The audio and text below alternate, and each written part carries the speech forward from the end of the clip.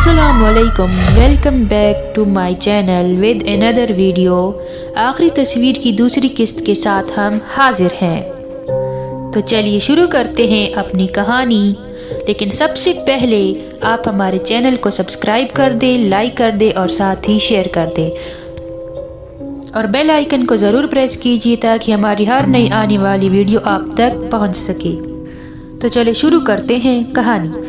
दिन तेजी से गुजर रहे थे। फिरोज़ा और नादिर का इश्क उरूज पर आया, लेकिन इसमें किसी किस्म की नफसानियत का शायबा तक भी ना था। वो घंटों आमने सामने बैठे बातें करते रहते और वक्त पर लगाकर उड़ने लगा।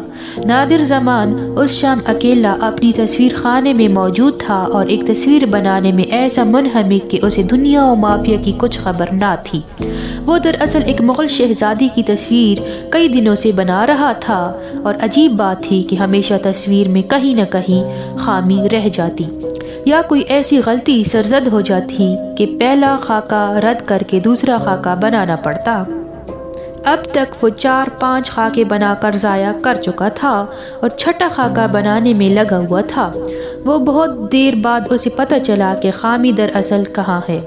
होता ये था कि गैर इरादी तौर पर वो शहज़ादी की आंखें, पेशानी और होंठ बिल्कुल फिरोज़ा के से बना देता और जो ही तस्वीर अपने खुदुखाल समेत उभरने और नुमाया होने लगती, नौजवान मुसव्विर घबरा कर मुकल्लम हाथ से फेंक देता।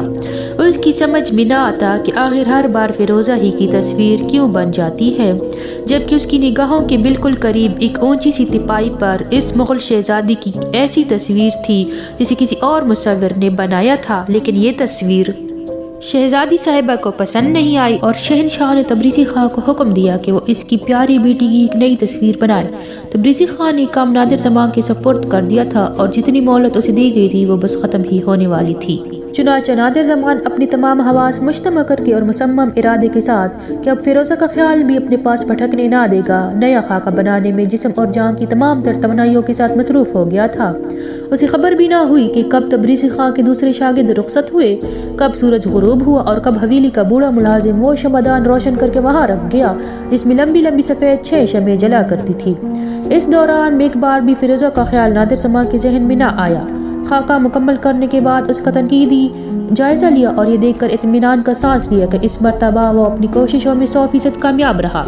यह खाका शहज़ादी का था जो बिलाशुबा हसीन और जमील थी, लेकिन फिरोज़ा के हुस्न जमाल की बराबरी ना कर सकती थी। नादिर ज़मान ने सुरमई चाक रख कर चीनी की प्याली और नन्हा सा ब्रश संभाला और इस प्याली में गुलाबी रंग था और अब वो खाके में रंग भरने वाला था। अजनबी ने इसमें 2-3 मरतबा ही ब्रश चलाया होगा कि अकब में हल्की सी आहट सुनकर वो चौंका और एकदम मुड़कर देखने लगा। उसका ख्याल था कि दबे पांव कमरे में दाखिल होने वाला फिरोज़ा के सिवा और कोई नहीं हो सकता। अक्सर ऐसा होता कि शाम को सूरज के छुपने के बाद फौरन चंद लम्हों के लिए वो इसके कमरे में आती थी और वो भी उस वक्त जबकि तबरीज़ी खान हवेली में मौजूद ना हो। अपनी मामू की मौजूदगी में उसकी मजाल ना थी कि हवेली के मर्दानी हिस्से में भी बगैर इजाज़त के कदम रख सके। ये और बात थी कि तबरीज़ी खान ने उसे कभी नादिर ज़मान से पर्दा करने का हुक्म ना दिया था। अक्सर ऐसा भी होता कि वो नादिर ज़मान को घर के अंदर बुला लिया करता और तीनों रात का खाना एक ही दस्तरखान पर बैठ कर खाते। तबरीज़ी खान को अपने नौजवान शागिर्द पर कुछ ऐसा ही भरोसा था। नादिर ज़मान ने जो ही मुड़कर देखा, उसका बदन यकला पत्थर का हो गया। फिरोज़ा के बजाय उसके सामने अधीड़ उम्र एक कवि हैकल बदशक्ल शख्स सर से पांव तक स्याह चोगा पहने खड़ा था। उसकी आंखें बेहद चमकदार, मोटे मोटे होंठ सुर्ख और गालों की हड्डियां उभरी हुई थी। उसके सर पर स्याह पगड़ी थी जिसकी कलगी में पेश की मथीरा जड़ा हुआ था। दाएं पहलू में तलवार लटक रही थी जिसका दस्ता जड़ाव था। ये अजनबी कौन है, किधर से आया और इस कमरे में क्या कर रहा है? ये थे वो सवाल जो नौजवान मुसव्विर के ज़हन में उभरे। अपने लिबास और सूरत और शक्ल से वो कोई मुग़ल सरदार या बड़ा ओहदेदार नजर आता था। मुसव्विर ने ये भी देखा कि अजनबी के बाएं हाथ में आबनूस की खूबसूरत छड़ी भी है जिसकी शाम खालिस सोने की बनी हुई थी। अजनबी से निगाह 2-4 होने के बाद मुसाविर को यूँ महसूस हुआ जैसे उसकी खोपड़ी में जिस्म का सारा खून मुंजमद हो गया हो। दहशत की इंतहाई सर्द लहर उसकी रीढ़ की हड्डी में उतरती चली गई। अजीब बात थी कि हवेली का सदर दरवाज़ा और दूसरे तमाम छोटे दरवाजे खिड़कियां अंदर से हमेशा बंद ही रहते थे और कोई परिंदा भी पर नहीं मार सकता था। फिर ये शख्स किधर से आया? نادر زمان نے گھبرا کر منہ پھیر لیا، اس میں مزید آنکھیں چار کرنے کی ہمت نہ تھی۔ نوارد اب بھی بے حس و حرکت اسی انداز میں اپنی جگہ کھڑا رہا۔ اب اس کی نظریں اس خاکے پر جمی ہوئی تھی جس میں مصور رنگ بھرنے والا تھا۔ جناب، کیا آپ آقا تبریزی سے ملاقات کے لیے تشریف لائے ہیں؟ مصور نے بہت ادب سے پوچھا۔ ہاں، اس لیے آیا ہوں، اجنبی نے کرخت اور بھاری آواز میں کہا، لیکن اس وقت وہ مکان میں نہیں تھے، اس لیے اسے میرا پیغام دے لینا۔ ارشاد فرمائیے، آپ کا پیغام منوعاً ان تک پہنچا دوں گا۔ نوجوان مصور نے گردن کو خم دے کر کہا، آپ مجھ پر بھروسہ کر سکتے ہیں، میں آقائے تبریزی کا ادنیٰ شاگرد نادر زمان ہوں۔ اجنبی نے حقارت سے نادر زمان کو دیکھا اور اسی نحوست بھرے لہجے میں بولا، کہہ دینا اس سے کہ صوبیدار جلال آباد تشریف لائے تھے اور کل اسی وقت وہ اپنی حویلی میں حاضر ہیں، ہم پھر آئیں گے، ایک اہم معاملے پر ان سے بات کرنی ہے۔ ان الفاظ کی ادائیگی کے ساتھ ہی وہ موڑا اور 90 تولے قدم اٹھاتا کمرے سے باہر چلا گیا۔ ایک نرالی بات یہ تھی کہ جاتی اس کے قدموں کی آہٹ بالکل بھی پیدا نہ ہوئی۔ 3-4 لمحے نادر زمان سختی کے عالم میں اپنی جگہ کھڑا رہا، ایسا پراسرار آدمی جیسا یہ جلال آباد کا صوبیدار تھا پہلے کبھی نہ دیکھا تھا۔ اس نے جلدی سے حویلی کی اندرونی صحن کی جانب کھلنے والی کھڑکی سے جھانکا، یہاں سے صدر دروازہ بخوبی نظر آتا تھا۔ نادر زمان کا خیال تھا کہ وہ اس مہیب شخص کو باہر جاتے دیکھ سکے گا، لیکن وسیع و عریض صحن ویران پڑا تھا، برآمدوں میں سناٹا اور صدر دروازہ اندر سے بند۔ ویسے بھی اسے کھولنا اکیلے آدمی کی قوت سے باہر تھا۔ دروازے کے دائیں پٹ کے نچلے حصے وہ چھوٹا سا کھڑکی نما دروازہ جو بڑے دروازے میں بنایا گیا تھا اور جس میں سے کہ اونچے قد کا آدمی گردن جھکائے بغیر داخل نہ ہو سکتا تھا۔ سبھی دروازے اندر سے مقفل اور ان کی کنجیاں بوڑھے چوکیدار افضل بیگ کے پاس تھی۔ اتنے میں افضل بیگ حویلی کے زنانہ حصے سے نکل کر مردانہ حصے میں آیا۔ اس نے نادر زمان کو صدر دروازے کے قریب کھڑے دیکھا تو سخت حیران ہوا۔ قریب آ کر کہنے لگا، کیا بات ہے برخوردار، کچھ پریشان سے نظر آتے ہو، خیر تو ہے؟ کچھ نہیں بابا، اس نے گھبرا کر جواب دیا، میں دیکھ رہا ہوں کہ اس حویلی میں ان دروازوں کے علاوہ کوئی اور راستہ بھی ہے اندر اور باہر آنے جانے کے لیے۔ افضل بیگ نے گھور کر نوجوان مصور کو دیکھا، اس کی بوڑھی وفادار آنکھوں میں شک و شبے کے سائے لرزنے لگے۔ کوئی اور راستہ؟ بوڑھے نے بلند آواز سے کہا، کیا کہتے ہو نادر زمان، آخر تمہیں اس وقت یہ سوجی کیا؟ اوہ کچھ نہیں، بس یوں ہی نادر نے بات ٹالنا چاہی۔ اس نے سوچا جلال آباد کے پر اسرار صوبیدار کی آمد کا قصہ آقائے تبریزی کے سوا ابھی کسی اور سے کہنا مناسب نہ ہوگا۔ یہ بتاؤ بابا جان کہ آقا حویلی میں تشریف رکھتے ہیں یا نہیں؟ وہ آج ذرا دیر سے آئیں گے، بوڑھے نے جواب دیا، کسی امیر کے ہاں ان کی دعوت ہے، کہہ گئے تھے کہ دسترخوان پر ان کا انتظار نہ کیا جائے۔ فیروزہ کی طبیعت بھی کچھ خراب ہے، اس نے کہہ دیا کہ وہ کھانا نہ کھائے گی۔ آپ کھانا اندر کھائیں گے یا باہر؟ فیروزہ کی طبیعت خراب ہے؟ نادر زمان ایک دم بے چین ہو گیا۔ کب سے؟ ابھی کوئی نصف ساعت گزری ہوگی، بوڑھے نے کہا۔ فیروزہ کو شاید وہ تبریزی سے بھی زیادہ چاہتا تھا۔ وہ بیٹھی ایک کتاب دیکھ رہی تھی، یکا یک اس پر کپ کپی طاری ہو گئی، کہنے لگی، بابا مجھے جلدی سے کمبل اڑا دو۔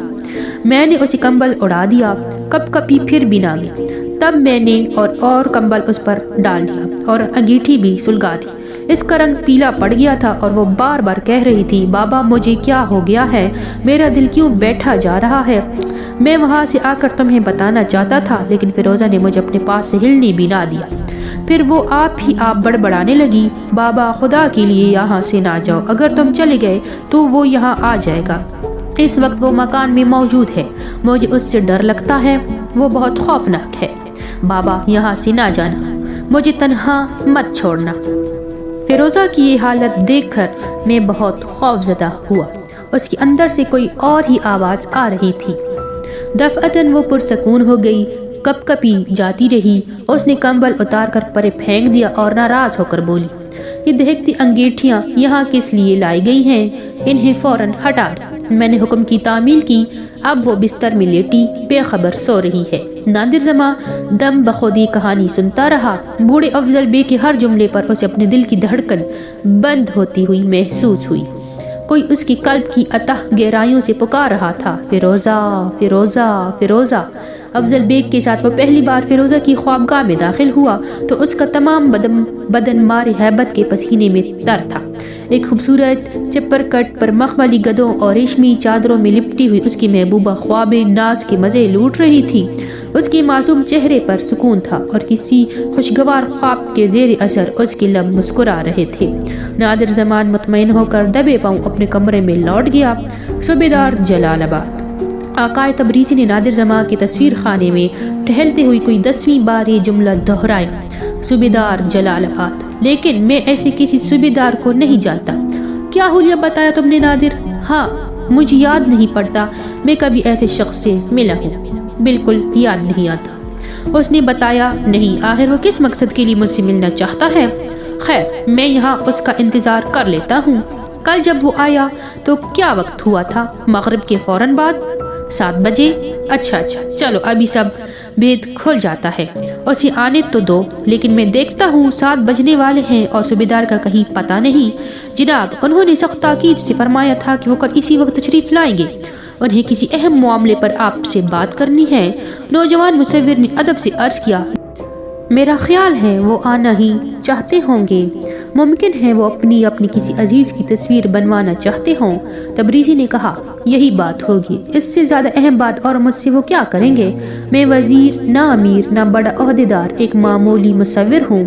نادر زمان نے کمرے کی دونوں کھڑکیاں کھلی چھوڑ دی، ایک وہ جو گلی میں اور دوسری وہ جو اندرونی صحن کی جانب کھلتی تھی۔ وہ باری باری دونوں کھڑکیوں سے جانکتا رہا تاکہ صوبیدار جلال آباد کو آتے ہوئے دیکھے اور فوراً اپنے استاد کو خبر دے، لیکن ہر بار اس کی نگاہیں ناکام پلٹ آتی۔ آخر شہر کے گجر نے شام کے 7 بجنے کا اعلان کیا۔ جو ہی گجر کی آواز تھر تھراتی ہوئی فضا میں گم ہوئی، نادر زمان نے اپنے اعصاب میں ایک حیران کن تناؤ محسوس کیا۔ دل کی دھڑکن آپ تیز ہونے لگی۔ اپنی یہ کیفیت وہ آقائے تبریزی کی نگاہوں سے بچانے کے لیے گلی کی جانب کھلنے والی کھڑکی کے قریب جا کھڑا ہوا۔ وہ جانتا تھا کہ جو کوئی بھی حویلی میں داخل ہونا چاہے، ہو صدر دروازے سے، ہو دائیں بائیں چھوٹے بغری دروازوں سے، اسے بہرحال گلی ہی میں سے آنا ہوگا۔ ہر راہ گیر کے قدموں کی چاپ سن کر وہ چونک اٹھتا اور خوب غور سے دیکھتا، لیکن صوبیدار جلال آباد کا کہیں پتہ نہ تھا۔ بھائی، وہ شخص ابھی تک نہیں آیا؟ تبریزی نے بے چینی سے کہا۔ کیا تم نے نہیں کہ 7 بج چکے ہیں؟ یہ کہہ کر وہ دوبارہ کمرے میں ٹہلنے لگا۔ پھر اس نے باری باری ان تصویروں پر نظر دوڑائی جو نادر زمان نے تیار کر کے ایک طرف سجا دی تھی۔ جلال آباد کا صوبیدار خدا جانے کون شخص ہے۔ وہ پھر بولا، حیرت ہے، میں خود آج تک جلال آباد نہیں گیا۔ اس نے اپنا نام بھی بتایا تھا؟ جی نہیں، صرف اتنا ہی کہا کہ وہ جلال آباد کے صوبیدار ہیں۔ اس سے بیشتر کہ میں ان سے کچھ دریافت کرنے کی جرت کرتا، وہ ایک دم تشریف لے گئے۔ تاہم وہ اپنی چال ڈھال، لباس اور گفتگو سے واقعی معزز، باوقار اور اچھی حیثیت کے نظر آتے تھے۔ ان کی پگڑی میں جو ہیرا لگا تھا، میں نے آج تک اتنا بڑا اور قیمتی ہیرا نہیں دیکھا۔ میرا خیال ہے جناب اس ہیرے۔ یکایک تصویر خانے کا دروازہ آواز پیدا کیے بغیر کھلا اور جلال آباد کا صوبیدار اندر داخل ہوا۔ اس کا لباس وہی تھا جو اس نے گزشتہ شام پہن رکھا تھا۔ نادر زمان نے اسے گلی میں سے آتے نہ دیکھا تھا، لیکن یہ موقع اس امر پر غور کرنے کا نہ تھا کہ پھر کدھر سے آیا۔ اس نے جلدی سے اس کا تعارف کرواتے ہوئے کہا، جناب معزز ملاقاتی سے تشریف لے آئے ہیں۔ پھر وہ آنے والے سے مخاطب ہوا، یہ ہے محترم